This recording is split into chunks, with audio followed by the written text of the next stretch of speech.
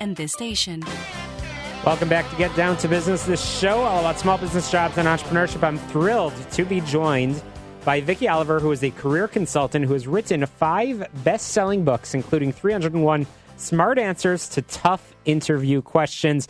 And Vicky, indeed, that is a subject that I talk so much about on this program. I've been looking forward to our conversation. Welcome to Get Down to Business. Me too. Thank you very, very much for having me on your show. Absolutely. So often, many interviewees make some faux pas or social slip-ups that hiring managers should consider red flags before they either continue the interviewing process or even extend a job offer. Vicky, I'm sure you have seen it all. What are the most outrageous examples? I would say the worst of all of them is if the interviewee arrives late. Whether it's 1 minute or 10 minutes late, it's a really bad sign. It's a red flag, and I would not hire that person.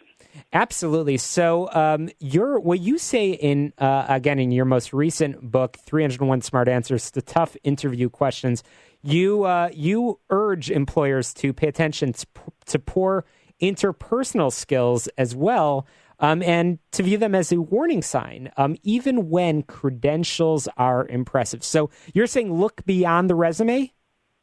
I am, and here's why. The interviewee should be that person on their best day. So if that person wanders in 5 minutes late or has a weak handshake or won't look you in the eye, it's a terrible sign, and I would say don't hire them.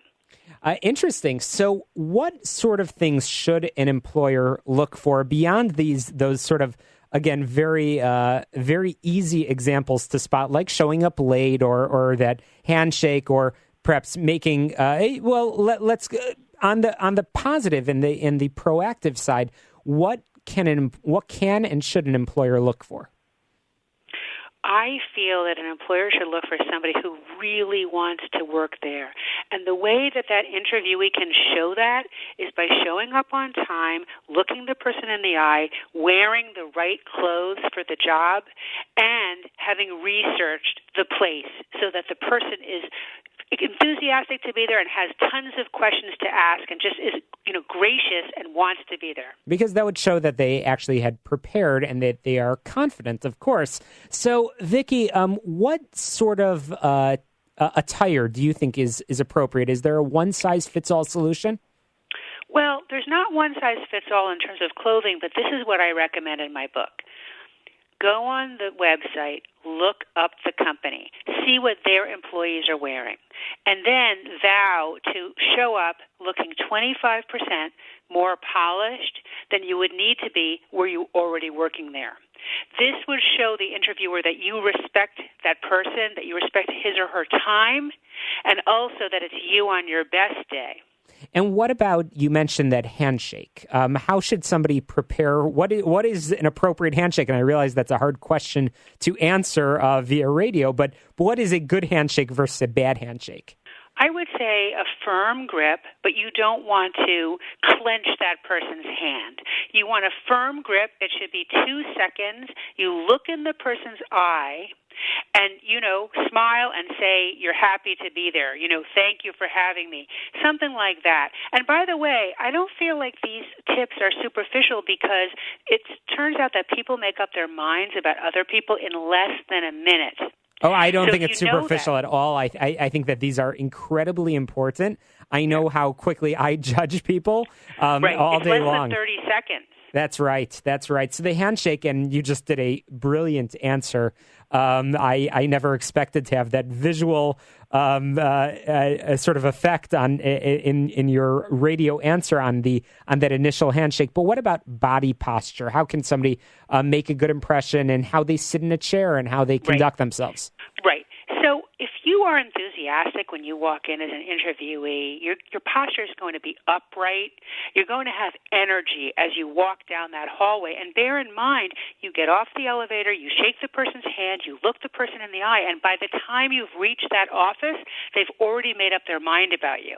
So all of these little tips are ways of quickly showing an interviewer, I belong here. And if the interviewee is not giving you these tips, it's a way for the interviewer not to say, you know what, this person doesn't belong here. Sure. And are there any tips that you would have for an employer to notice whether a single blunder might be excusable or if it might be a sign of more trouble to come? Well, I think that if somebody is so nervous that he or she just is jabbering nonstop as they're walking down the hall, I think that's a bad sign, because I think then that person becomes the office gossip if you hire them. That's your office gossip right there. They just can't control themselves. They're just so nervous. I also think endlessly fidgeting is a really bad sign.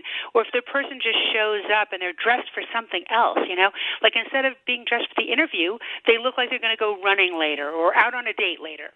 Absolutely. So what a fantastic bit of advice. Once again, chatting with Vicky Oliver, the author of 301 Smart Answers to Tough Interview Questions, 301 Smart Answers to Tough Business Etiquette Questions. And what we just discussed are some of the social blunders that spell trouble in interviewees. Vicky, can you share your website real quick where people can find it? Sure.